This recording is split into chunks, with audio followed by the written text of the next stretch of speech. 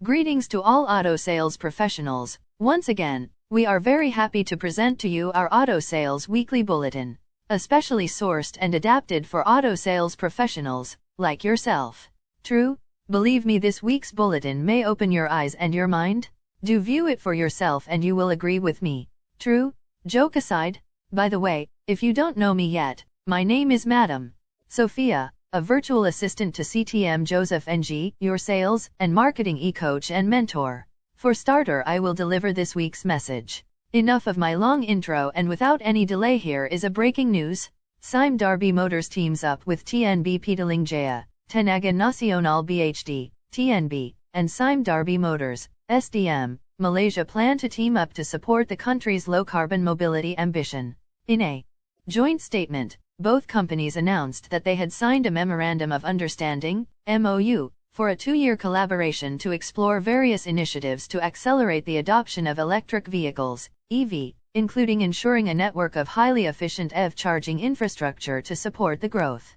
The companies aimed to look into other energy-efficient and renewable energy initiatives to optimize the cost of EV charging infrastructure and reduce carbon emissions. Sime Darby BHD Group CEO Datuk Jeffrey Salim Davidson said the diversified conglomerate had a clear EV ambition, and TNB plays a crucial role in ensuring that its goal is within reach in Malaysia.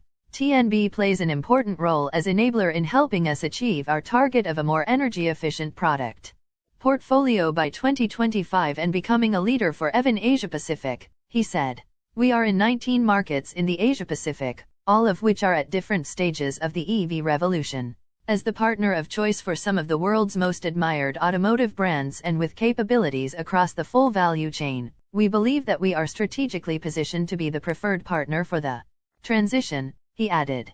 Meanwhile, TNB President and CEO Datuk Baharuddin said TNB's interest to accelerate e-mobility stems from the group's ambition to create a conducive EV environment that encourages a higher EV adoption rate among the public, and therefore will support the low-carbon mobility footprint agenda for the country. As a primary driver of the nation's energy transition, this initiative also builds on our effort to lead the development of a conducive ecosystem for a wider EV adoption in Malaysia, he said. Baharuddin added that under the collaboration, TNB would provide reliable and stable electricity supply to the EV's charging ecosystem based on the selected geographical areas that are mutually agreed upon by TNB and SDM. End of breaking news. Source: The Star Papers, 12 December 2021. BWay, are you happy with this Auto Week's bulletin? I hope you do. As for myself, it is very encouraging. You ask why? At least there is some initiative by the government sector and the private entity are willing to boost the sales of electric car in Malaysia in the near future. Trust me, this will ultimately reduce vehicles' zero pollution in time to come. P.S. Please give us a thumbs up. Also do subscribe to our channel so you would not miss out any of our practical and useful video clips. We love your feedbacks to improve the quality of our weekly bulletin. Alright. PPS, before we part company, may I introduce Madam Florence, another virtual assistant to CTM Joseph. She will deliver a free chapter of the book, How to Close Every Sale and Every Time.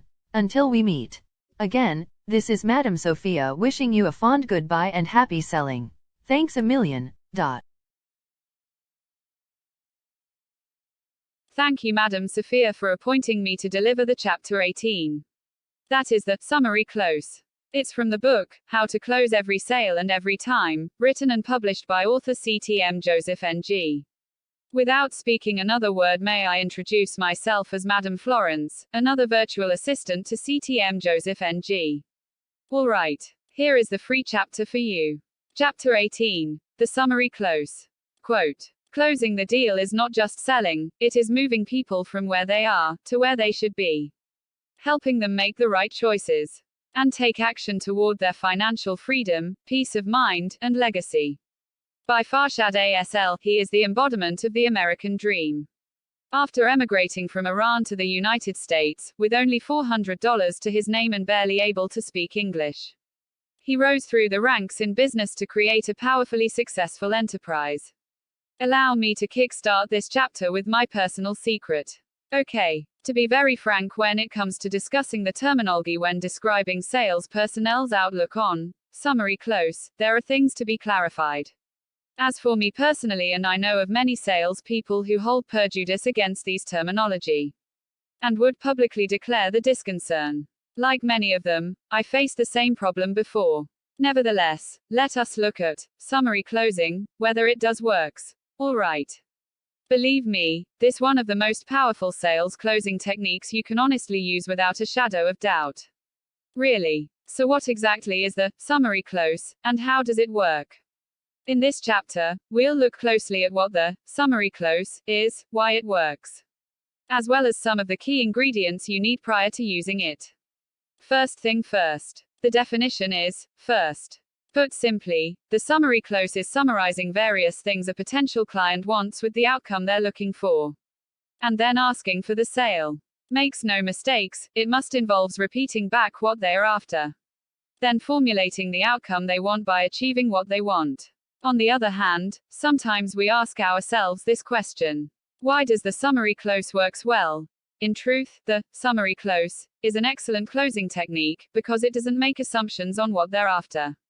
You just clearly narrate back what they're looking to achieve, and then present or prescribe how you'll help them get there. Once you've done this, you simply ask for the sale. It's as easy as that. True. Furthermore, there are two key ingredients you need to follow prior to being able to use the summary close successfully.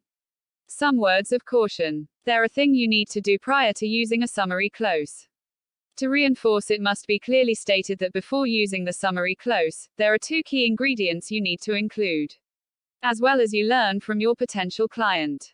These are detailed below. Firstly, there is the question of pain. One of the things you'll need to summarize when using a summary close. That is the current pain and issues they're now dealing with. This is one critical of the many emotional drivers behind why people buy. It is because the prospects is currently going through some kind of pain or discomfort that they're trying to move away from. Again, it's vital to learn what their pain points are, and then outline this during your summary close. Next factor is the all-important desire. This second emotional driver behind why people buy is that they have a desire for a better state than their current situation.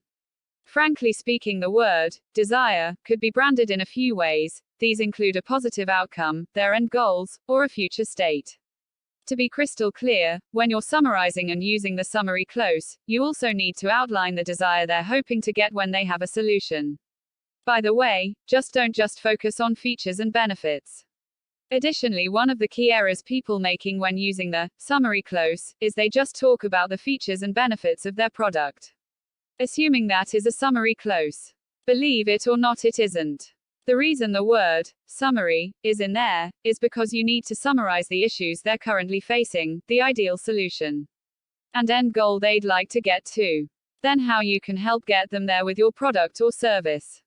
For your info, people don't only buy features and benefits. More importantly, people buy what it will mean when they own a solution.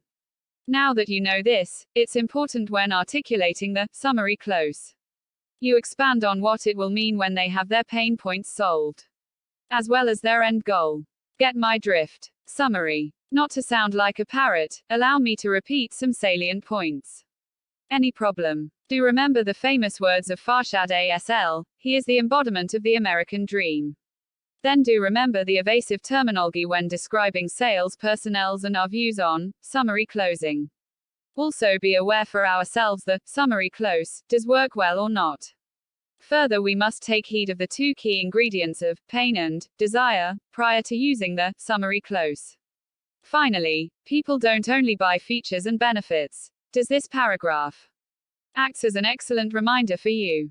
A big yes, if you ask me. Conclusion. Therefore, to wrap up this chapter on the summary close, I am compelled to give you a friendly warning. You must all the more carve these words deeply in your mind. Trust me, having good fundamentals does help. But you still have to work hard for success. This summary close do not by themselves automatically make you a success. True or not? That said, my work is done in this chapter. Thanks a million. Goodbye and hope to meet you in the next chapter. Yes. End of chapter 18. P.S. If you like this chapter and the ebook, you can always order this ebook by contacting the author personally, CTM Joseph at josephsing@gmail.com, or WhatsApp him at 601-2387-8592. This ebook is currently on offer at only $1 or RM 8.00 for exclusively for sales professionals like yourself. It is for limited time only. So, hurry now to secure your order. Yes.